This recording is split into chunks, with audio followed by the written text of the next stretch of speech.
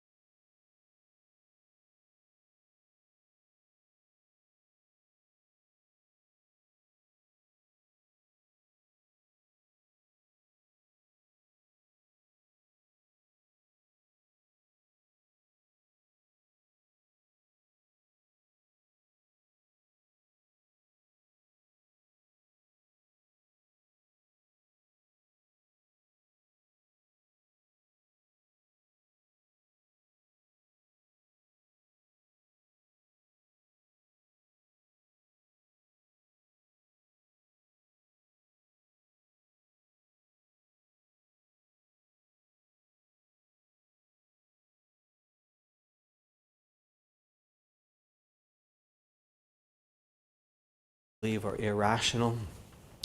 So the epistemology can take a social turn where we're still interested in those things, but we are very much conscious of how the individual is embedded in social circumstances and how the individual relies on other people, other aspects of the social environment in order to make individual knowledge possible. So that's one aspect of social epistemology, is really just to appreciate the various kinds of social dependence and other kinds of social factors for the individuals coming to know, form reasonable beliefs, etc.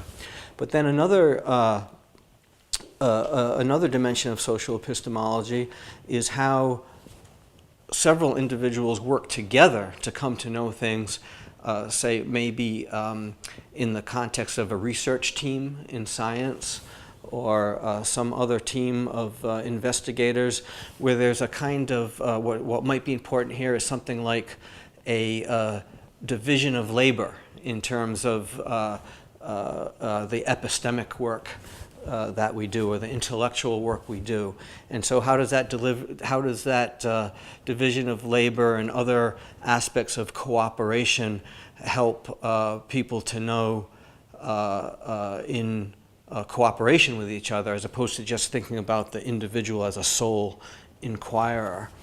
And then yet another aspect of social epistemology investigates the idea of whether there might be something like group knowledge that can't be reduced to just the knowledge of individuals in the group.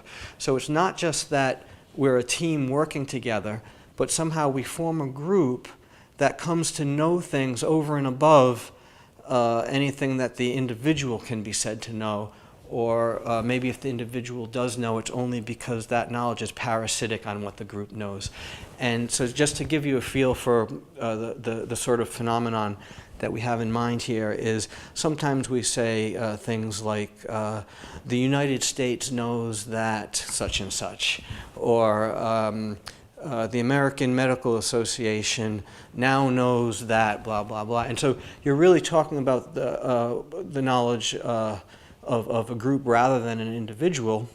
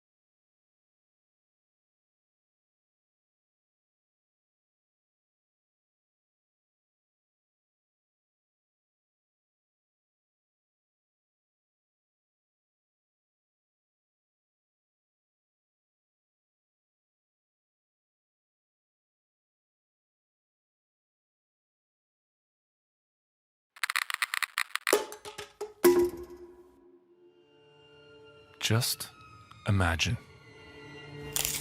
You wake up one day with the feeling that something isn't right.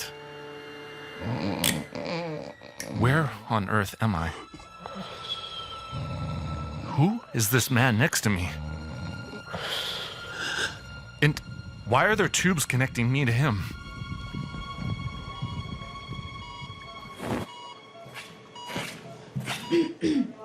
A doctor explains your situation.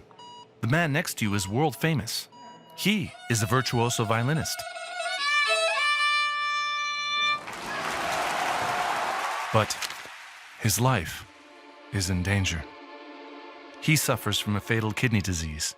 He's been waiting for blood for days, and time is running out. But then, yesterday evening, a few of his biggest fans brought you to the hospital because you are the only person who has the exact same blood type as he does. Connecting your two circulatory systems is his last chance. Otherwise, he will die. You, and only you, can save his life. What? All of a sudden, you remember, last night the violinist's fans kidnapped you and brought you to the hospital.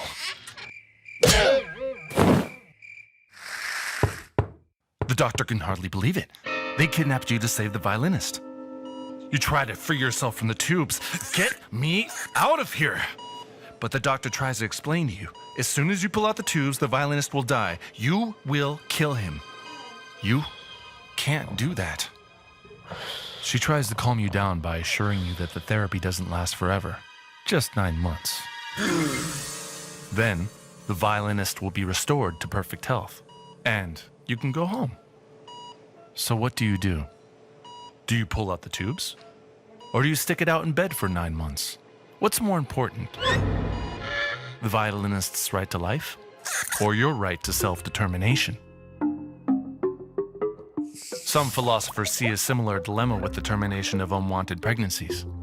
Pregnancies because contraception failed, for example, or even as the result of rape. The life of the unborn child depends on the pregnant woman, like the violinist's life depends on you.